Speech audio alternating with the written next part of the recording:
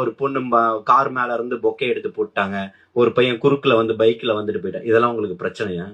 தமிழ்நாட்டுல சாராயம் ஏண்டா காய்ச்சினேன்னு இதை இங்க ஓட ஓட வெட்டி 2 கல்லூரி மாணவர்களை ஸ்ரீஹரிஸ்ன்ற பசங்களை வெட்டி கொன்னீங்களே, இது சமூக நீதிக்கான ஆட்சியா?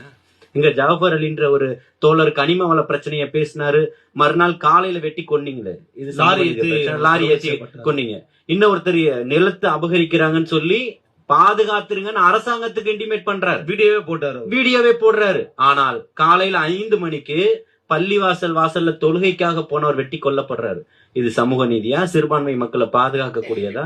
அப்போ இன்னைக்கு இப்போ ஒரு போன வாரம் நினைக்கிறேன், சரியா சொல்லணும், ஒரு 10 நாள் கூட இருக்காது, ஒரு அரசு விடுதியில தங்கி இருக்கக்கூடிய ஒரு இந்த அக்கா சொன்னாங்க தொடர்ச்சியா பெண்களுக்கெல்லாம் பாதுகாப்பு இல்லைன்னு சொல்லிட்டு, ஒரு 13 வயசு ஒரு பள்ளி மாணவிய கொண்டு போய் கால்கள் உடைக்கப்பட்டு பாலியல் வன்புணர்வு செய்றீங்க.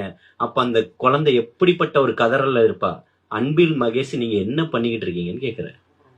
இதே போல எத்தனை பள்ளி, ஸ்ரீமதி கள்ளக்குறிச்சி மாணவியினுடைய பிரச்சனைக்கு எங்க போறீங்க? நயன்தாரா வீட்டு கல்யாணத்துக்கு போறதுக்கு நேரம் இருக்கு, இருக்கக்கூடிய படங்களை வாங்கி விற்கிறதுக்கு நேரம் இருக்கு, இருக்கக்கூடிய எல்லாத்தையும் பாக்குறதுக்கு இருக்கு, நிறைய ரோட் ஷோ பண்றதுக்கு நேரம் இருக்கு, கட்சி கூட்டங்களை பங்கெடுத்துறதுக்கு நேரம் இருக்கு.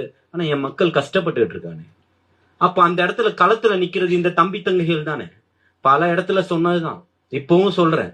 இவர்களுக்கு பெரிய பிரச்சனை என்னன்னு கேட்டீங்கன்னா, ஆளுங்கட்சிக்கு தொடர்ச்சியா தமிழக வெற்றி கழகத்தினுடைய தோழர்களை பேசுறதுக்கான பிரச்சனை என்னன்னு பாத்தீங்கன்னா, பண்ணையார்த்துவத்தை எதிர்த்துதான் இவர்கள் அண்ணன் அப்புனு போன்ற சாமானியர்களை களத்தில் அரைக்கிறாரு தலைவர் தளபதி அவர்கள்.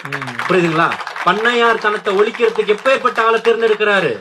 எளிய மகனை தேர்ந்தெடுக்கிறாரு. அவனுக்கு என்ன பிரச்சனைனா, பல 100 கோடிகளையும் 1000 கோடிகளையும் கொள்ளையடிச்சு வச்சிருக்கான். ஆனால் அப்புனு சம்பாதிச்சு வச்சிருக்கிறாருல சின்ன பணம், அது ரத்தத்தை சிந்தி வேர்வையா சிந்தி சம்பாதிச்சது. அந்த பணத்தை பார்த்துதான் அவன் பயப்படுறான். இவர்கள் போடக்கூடிய போஸ்டரும் இவர்கள் வைக்கக்கூடிய பேனரும் கொடிகளும் அந்த பணத்துல உருவானது. அதை பார்த்துதான் இன்னைக்கு ஆளும் தரப்புக்கு பயத்தை ஏற்படுத்துது.